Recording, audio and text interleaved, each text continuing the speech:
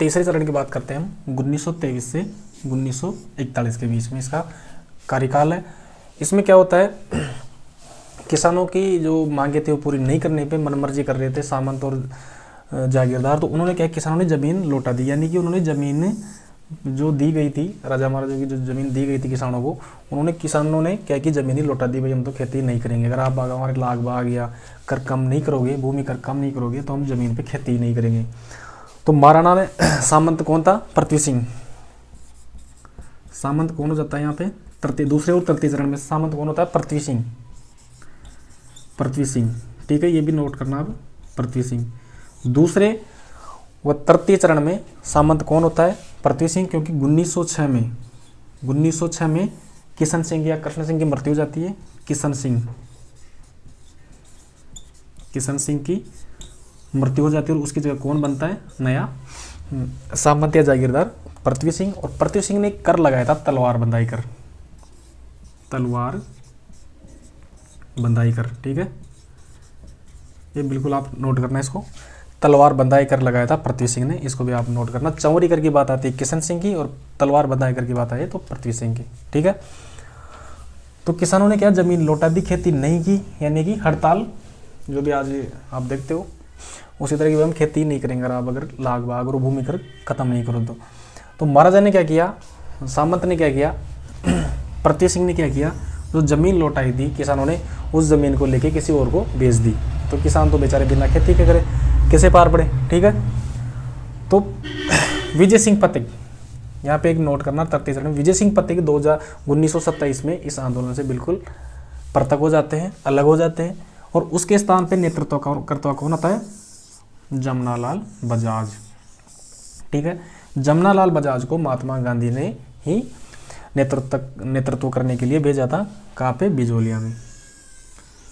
जमनालाल बजाज माणिक्यलाल वर्मा की जगह, पथिक की जगह कौन आ जाता है, जमनालाल बजाज आ जाता है, और हरिभाऊ उपाध्याय को इसका आंदोलन का नेता बनाता है, ठीक है।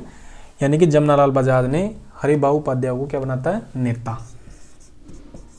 तृतीय चरण का जो नेता था बिजोलिया किसान आंदोलन का, वो हरिभाऊ उपाध्याय थे, और जमनालाल बजाज ने इनको ये मतलब नेता बनाया था, ठीक है। और जमनालाल बजाज को किसने भेजा था, महात्मा गांधी ने। महात्मा गांधी के कहने पर ही ये कहाँ पे आए थे, बिजोलिया आए थे। अब 1941 को एक समझौता होता है, ठीक है, 1941 के अंदर एक समझौता होता है किसान और किनके बीच, मेवाड़ महाराणा के बीच में। तो मेवाड़ महाराणा की तरफ से एक तो कौन पदाधिकारी आता है, वीर राघवाचारी, और दूसरा कौन था, मोहन सिंह मेहता। ये दो नाम बिल्कुल याद रखना।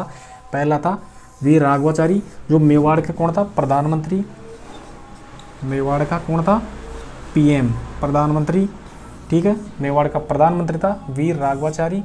और मोहन सिंह मेहता कौन था, मेवाड़ का राजस्व अधिकारी, कौन था, राजस्व मंत्री, ठीक है। मेहता जी राजस्व मंत्री और राघवाचारी मेवाड़ के प्रधानमंत्री, ठीक है। ये जो समझौता होता है उसमें क्या होता है, वापस किसानों को उनकी ज़मीनें लौटा दी जाती है और कुछ करों में भी छोड़ दी जाती है, और 1941 को ही क्या होता है, आंदोलन की बिल्कुल समाप्ति हो जाती है। यानी कि बिजोलिया किसान आंदोलन, जो भारत का सबसे बड़ा अहिंसक आंदोलन था, वो 1941 के जो समझौता हुआ था उसके तहत बिल्कुल ये विघटित हो जाता है, समाप्त हो जाता है। अब इसके बारे में कुछ एक खास टॉपिक है, तो बिजोलिया किसान आंदोलन समझे, उसके बारे में हम बिल्कुल चर्चा करते हैं, और क्वेश्चन बिल्कुल जो 10-5 क्वेश्चन उसके बारे में आपको बताता हूँ, ठीक है।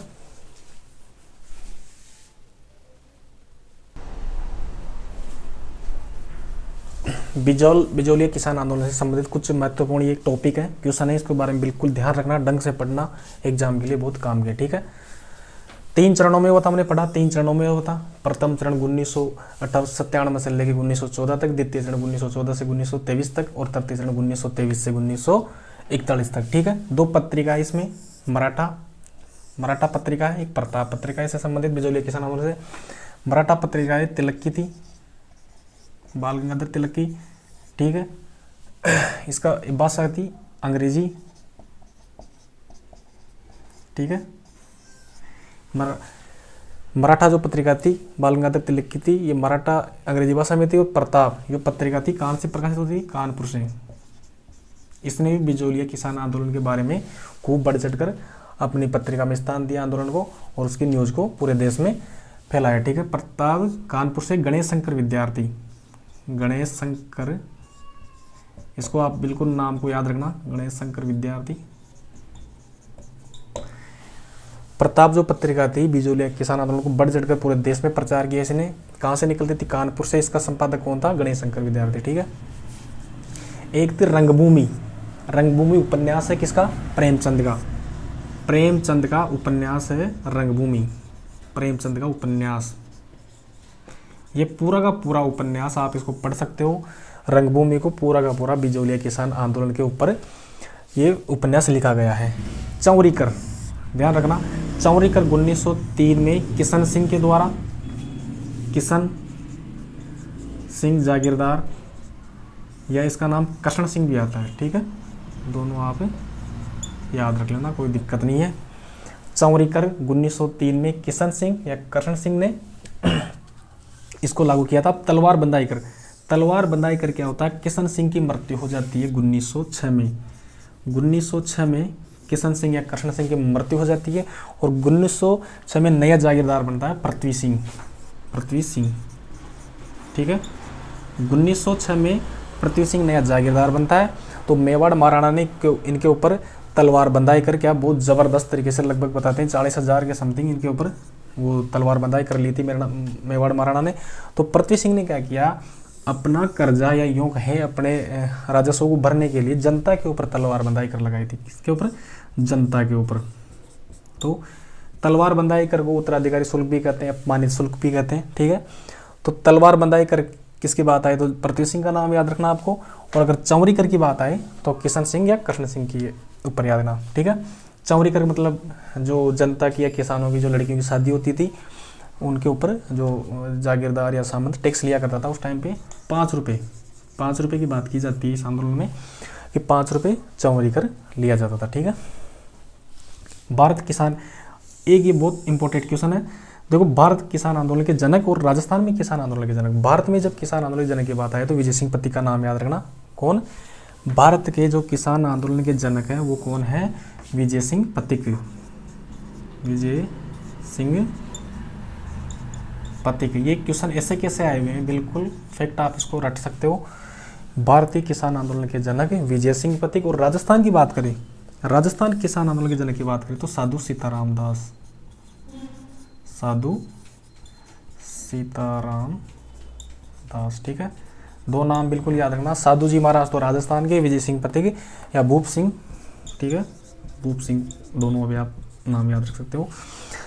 भारत की बात करें किसान आंदोलन की तो भूप सिंह या विजय सिंह पथिक, और राजस्थान किसान आंदोलन के जनक की बात करें साधु सीताराम दास। ठीक है, याद रह जाएगा। किसान पंच बोर्ड, किसान पंच बोर्ड की स्थापना हुई थी 1916 में। कब हुई थी? 1916 में, सॉरी 1916 में। देखो, किसान पंच बोर्ड और उपरमाल पंच बोर्ड, दो जो क्वेश्चन बनते हैं बिजोलिया किसान आंदोलन वो आपको कंफ्यूज कर सकते हैं। तो किसान पंच बोर्ड पहले हुआ था, उपरमाल पंच बोर्ड बाद में हुआ था। किसान पंच बोर्ड की स्थापना, दोनों की स्थापना विजय सिंह पथिक ने की थी। ठीक है, लेकिन अध्यक्ष अलग अलग है। ठीक है, विजय सिंह पथिक ने किसान पंच बोर्ड की स्थापना की 1916 में। अध्यक्ष किसको बनाया गया? सीताराम जी को। ठीक है, साधु सीताराम दास को अध्यक्ष बना देते हैं।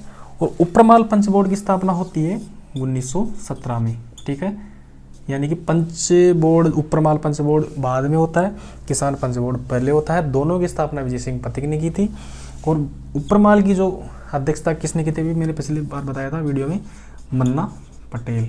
ठीक है, मन्ना पटेल। ठीक है, तो बने रहिए हमारे चैनल पे, और अगर आज का वीडियो पसंद आया तो इसको लाइक करें, शेयर करें। ठीक है, और अगली बार चैप्टर लेके आएंगे दूसरा हम, उसके लिए आप बने रहिए, हमारे चैनल को सब्सक्राइब करें, लाइक करें, फॉलो करें। ठीक है।